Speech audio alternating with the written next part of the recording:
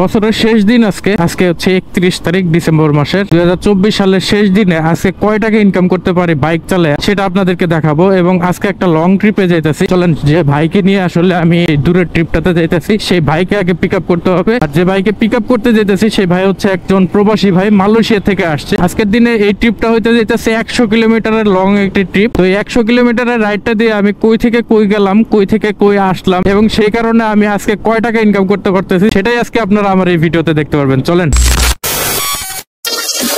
এই সিবি চত্বর মোড়ে একটু দাঁড়াইছিলাম একটা ট্রিপের আশায়, যাইতে হবে সেই এয়ারপোর্টের দিকে, কিন্তু পাইলাম না, খালি চলে যেতেছে। এখন সময় হচ্ছে 12টা 16 মিনিট। এয়ারপোর্টে যাইতে দূরত্ব বাকি আছে 8.4 কিলোমিটার, যাইতে 19 মিনিট সময় লাগবে বলতেছে। হাতে বেশি একটা সময় নাই, 12:30টার ভিতরে ভাইকে পিক আপ করবো, কথা দিয়েছিলাম। 240 দিছেন না? 240। হ্যাঁ, 240 টাকাই আছে আমার কাছে, 10 টাকা নাই, নাহলে একদম 2 লিটার নিয়ে নিতাম। 1.92 লিটার। পকেটে আমার আর 3টা কয়েন অবশিষ্ট আছে, একটা 5 টাকার কয়েন, একটা 2 টাকার কয়েন, একটা 1 টাকার কয়েন, মানে 8 টাকা আছে আমার পকেটে। টোটাল ছিল হচ্ছে 248 টাকা। এই 248 থেকে 240 টাকার আমি তেল নিয়ে নিলাম বাইকে। আশা করা যায় এটা দিয়ে আজকে সারাদিন কাভার হয়ে যাবে। আর এখন পর্যন্ত আমি মোটামুটি 3.5-4 কিলোমিটার মোটরসাইকেল চালাইছি। তার মানে আমি আমার মোটরসাইকেলের কিলোমিটার অনুযায়ী 446 কিলোতে আজকে বাইক রাইড স্টার্ট করছি। হিসাবটা আপনাদের জানাই রাখলাম, দিন শেষে কয় কিলোমিটার মোটরসাইকেল চালাইলাম এই হিসাবটা তো আপনাদেরকে দিতে হবে। আসসালামু আলাইকুম। ওয়ালাইকুম সালাম। আপনি চলে আসছেন? জি ভাই, আপনি কোথায়? আমি হোটেলে জেসমিন ভাই আসতেছি।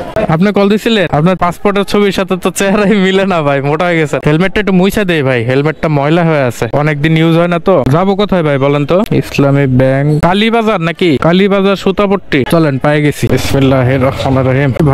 বাইকে উঠেছি 12টা 56 মিনিটে, আর এখন হচ্ছে 1টা 6 মিনিট। ভাই মূলত ছিল একটা হোটেলে, সে মালয়েশিয়া থেকে আসছে। একটা ব্যাংক রিলেটেড ইস্যুর কারণে সে তার এলাকায় যাইতেছি হচ্ছে পূর্বাচল নতুন সড়ক হয়ে, মানে 300 ফিট রোড দিয়ে যাইতেছি সামনের দিকে। কোন দিকে যাইতেছি একটু পরেই দেখতে পারবেন, বুঝতে পারবেন। ভাইকে যেখান থেকে উঠাইছিলাম সেখান থেকে হচ্ছে ভাইয়ের যে গন্তব্য সেটার দূরত্ব ছিল হচ্ছে 46 কিলোমিটার। আর এখন গন্তব্যের দূরত্ব বাকি আছে হচ্ছে 40 কিলোমিটার। যাইতে সময় লাগবে, আমার গুগল ম্যাপে দেখাইতেছে 1 ঘন্টা 11 মিনিট। বছরের শেষ দিনটা আজকে বাসায় কাটানোর প্ল্যান ছিল, কিন্তু এই ভাই হুট করে আমাকে মালয়েশিয়ান একটা নাম্বার থেকে হোয়াটসঅ্যাপে কল দিছিল। ভাবছিলাম হয়তো কোনো প্রবাসী শুভাকাঙ্ক্ষী ভাই আমার সাথে কথা বলার জন্য ফোন দিছে। অনেকেই আছে এরকম, আমাকে কল দেয়, আমার ভালো মন্দ জিজ্ঞেস করে, খোঁজ খবর নেয়, কেমন কে চলতেছে এগুলো জিজ্ঞেস করে। 2-4-5 মিনিট কথা হয়, ভালো লাগে। তেমনটা ভাবে কলটা রিসিভ করছি, কিন্তু ভাই ফোন দিয়ে বলতেছে, ভাই আমি বাংলাদেশে আসছি মালয়েশিয়া থেকে, আমি ইমার্জেন্সি একটু অমুক জায়গায় যাইতে হবে, আপনি কি যেতে পারবেন কিনা? আধা ঘন্টার একটা কাজ আছে, কাজটা শেষ করে আবার আপনাকে নিয়েই ব্যাক করবো যদি যান। তাই ভাবলাম যে যেহেতু লং ট্রিপ, তাইলে যাওয়াই যায়। লং ট্রিপে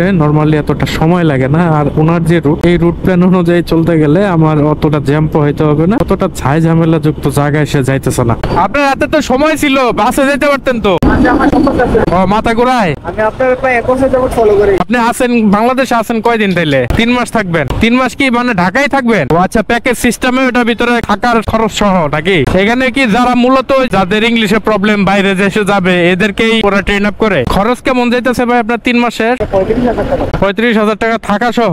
অনলাইনে ভাই আসলে শিখা যায় না, বুঝছেন। আমরাও করোনার সময় ইউনিভার্সিটি ক্লাস চলছে আমাদের অনলাইনে, বুঝছেন। অনলাইনে আসলে ভাই ওগুলা ক্লাস কোনো ক্লাসের জাতি না। হ্যাঁ, স্যারে বুঝাইতেছে, হয়তো স্টুডেন্ট একটা উদা হয়ে গেছে, আরেকজন শুয়ে রয়েছে, অ্যাটেনশনের খুব অভাব থাকে ওইগুলা ক্লাসে। মোবাইলে কম্পিউটারে কতক্ষণ তাকায় থাকা যায় এগুলা ক্লাসে? বোরিং লাগে না? আপনি শিখতেই গেছেন ইংলিশ, বাংলা কেন বলবেন ওখানে? আপনি পারেন বা না পারেন, আপনি যতটুকু পারেন ইংলিশে ট্রাই করতে হবে। ওই ট্রাই করতে করতে ভুল বলতে বলতেই একটা সময় শুদ্ধ ইংলিশ আইসা পড়ে ভাই মুখে। এটা ভাই আপনার ইন্টারন্যাশনাল ল্যাঙ্গুয়েজ, আপনি এটা যে কোনো দেশে যায় কাজে লাগবে। আর ইংলিশ যে জানে তার কদর অন্যরকম ভাই, সেটা দেশেই হোক দেশের বাইরেই হোক। আপনার কাছে যখন ডকুমেন্ট চাইছি, আপনার খারাপ লাগে নাই ভাই?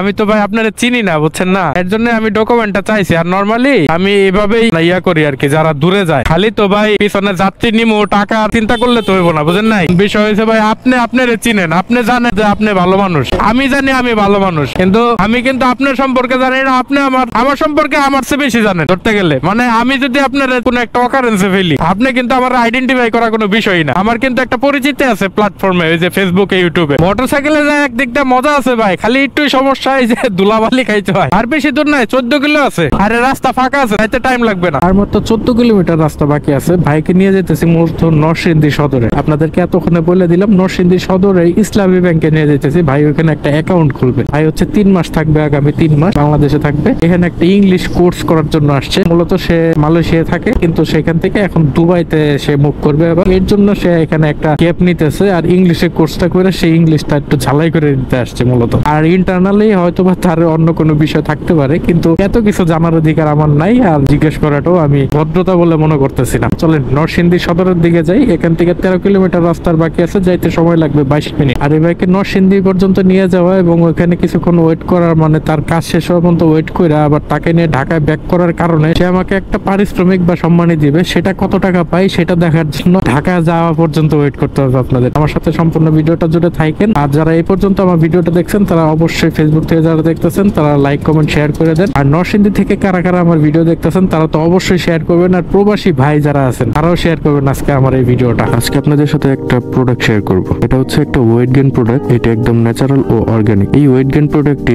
অর্গানিক হওয়ার কারণ হলো এই ওয়েট গেইনে এ গ্রেড প্রিমিয়াম কোয়ালিটির বড় দানাদার কাজু বাদাম, কাঠবাদাম, পেস্তা বাদাম, চীনা বাদাম, আখরোট, জাফরান এরকম টোটাল 17টা আইটেম দিয়ে প্রোডাক্টটি রেডি করা হয়। তাই এটা বাচ্চা থেকে বুড়ো পর্যন্ত সবাই খেতে পারবে। এটি শারীরিক ও মানসিক শক্তি বৃদ্ধি করবে, হাড় গঠন ও শক্তিশালী করবে। এটা আমি গত 4-5 দিন যাবত খাচ্ছি। খাবারের রুচি আগের থেকে অনেকটাই বেড়েছে। এটা খেলে 1 মাসে 7 থেকে 8 কেজি ওজন বাড়বে। আর হ্যাঁ, বলে রাখি এটা সম্পূর্ণ ন্যাচারাল ও বাংলাদেশ বিজ্ঞান ও শিল্প গবেষণা পরিষদ BCSIR কর্তৃক অনুমোদিত। যদি আপনারা কেউ এই প্রোডাক্টটি নিতে চান তাহলে স্ক্রিনে দেখানো পেজটি থেকে নিতে পারেন।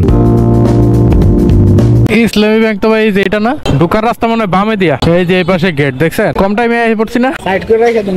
হ্যাঁ, আমি আসি, আপনি কাজ সাইরা আসেন। এখন মনে হয় লাঞ্চ আওয়ার, বুঝছেন আজকে ব্যাংক বন্ধ।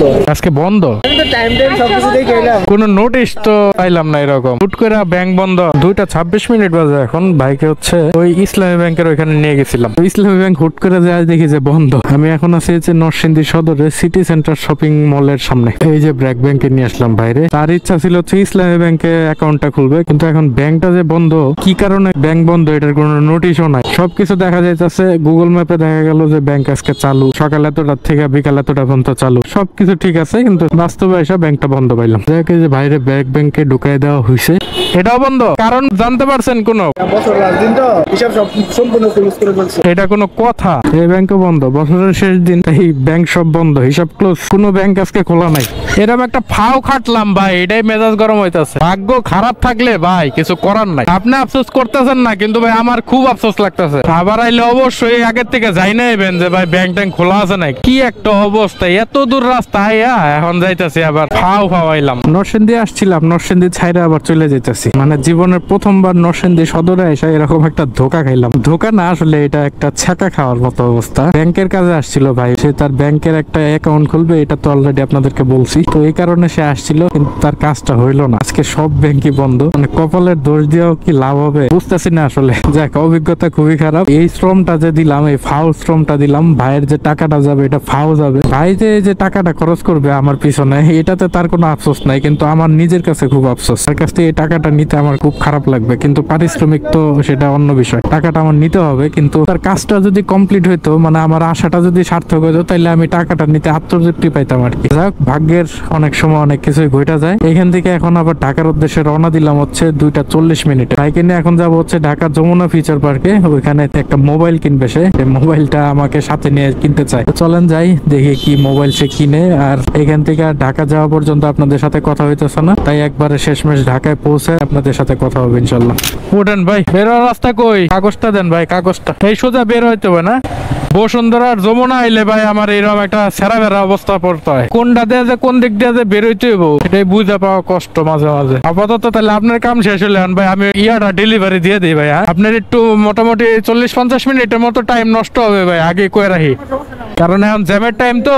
এই যে যমুনা ফিউচার পার্কে আসছিলাম, আসছি সে বিকালে, কিন্তু এই যে এখন হচ্ছে 5:48 বাজে, সন্ধ্যা হয়ে গেছে। এই ভাইয়ের একটা মোবাইল কিনলাম, iPhone 13 বেস ভেরিয়েন্ট, দাম নিল হচ্ছে 65,000 টাকা। ওনার এই মোবাইলটা আমি কিনে দিলাম সাথে থাইকা। যাই হোক, এই কারণে টাইম লাগলো। আর তাছাড়াও আরেকটা কাজে আমি এখানে আসছিলাম, সেটা হচ্ছে আজকে সকালে এক ভাই মানে সিঙ্গাপুর থেকে আমাকে আরেকজন কল দিয়া একটা ডেলিভারি করার কথা বলছে। সেটা হচ্ছে এইখান থেকে একটা আইফোনের কেবল কিনা সেই রামপুরা, ওয়েস্ট রামপুরায় পৌঁছে দিতে হবে। এটা এটার পেমেন্ট অলরেডি আমাকে সে কইরা রাখছে। 5টার দিকে যাওয়ার কথা ছিল, বাট এইখানে ঢুকে যে 48 মিনিট আমি পিছায় গেছি অলরেডি। কেবল আমি কিনছি, পকেটেই আছে, এখন আমি বাইরে নিয়েই যাইতেছি সেই কেবলটা ডেলিভারি দিতে। তো চলেন কেবলটাকে ডেলিভারি দিই, তারপর আবার কথা বলি। আপনার নামটা যেন কি? বিলটা আপনার নামে করা আছে বুঝছেন, আর এই যে চার্জারটা, কেবলটা। আচ্ছা ঠিক আছে, তাহলে বাসায় যা ওনাকে জানাই দিয়া। ঠিক আছে, আসসালামু আলাইকুম। এখন যে কোন দিক দিয়ে বাইরে মো ভাই, মাথা আওলায় গেছে গা সারাদিন ঘুরা, আর এই উলন রোডে ঢুইকা যে কয়বার জিজ্ঞেস করছি না, মাথা গেছে গা আওলায়। যাই হোক, আপনারা খুব বেশি প্যারা দিয়ে দিলাম ভাই। না আপনি জার্নি করে আইছেন কালকে বিদেশ থেকে, রেস্ট ছাড়াই আপনি আজকে আমার সাথে ফাউ ফাউ ঘুরলেন, আপনার কাম তো হইলই না। বিসমিল্লাহির রহমানির রহিম। আপনাদের সাথে সর্বশেষ কথা হওয়ার পরে এখন আমি আছি হচ্ছে যমুনা ফিচার পার্কের সামনে। আবার মানে কেবলটা যে ডেলিভারি করলাম, পার্সেলটা, এই কেবলটা ডেলিভারি করার পরে একটানে যমুনা ফিচার পার্কে চলে আসছি। একটানে বললে ভুল হবে ভাই, এরকম জ্যাম ঠেলতে ঠেলতে আসছি, মানে ক্যামেরা অফ করে একটানে আসছি আর কি। এই হচ্ছে জ্যামের অবস্থা। এখন সামনে কতটুক যে কি অবস্থা আল্লাহ জানে। পার্সেলটা ডেলিভারির কাহিনীটা আপনাদেরকে একটু বলি। এটা হচ্ছে আজকে সকালে 10:30টার সময় এক ভাই আমাকে সিঙ্গাপুর থেকে ফোন দিছে, আমার এই কাজটুকু আপনি করে দেন, খুব উপকার হয় করে দিলে। তো আমি তাকে তখন কনফার্ম করি নাই, আমি বলছি যে ভাই আমি একটু জানাইতেছি, বিকালের দিকে হয়তো পারবো। তো এর ভিতরে আমি আবার যে ভাইকে নিয়ে আজকে নরসিংদী গেলাম, এই ভাইয়ের সাথে কথা বলে কনফার্ম করছি আর কি, মানে টাইম শিডিউলটা আর কি মিলাইছি। যেহেতু এই ভাইয়েরও যমুনা ফিচার পার্কেই আসা লাগবে, আবার ওই ভাইয়েরও পিক আপ লোকেশনটা যমুনা ফিচার পার্কে, কিভাবে দুইটাকে ম্যাচ করানো যায় শিডিউলটা ওইভাবে আর কি মিলাইছি। মিলে দুইজনকেই কনফার্ম করছি। ভাইকে তো নিয়ে গেলাম সকালে, দেখলেনি। আর ওই ভাইয়েরকে আমি কনফার্ম করার পরে ওই ভাই হচ্ছে আমাকে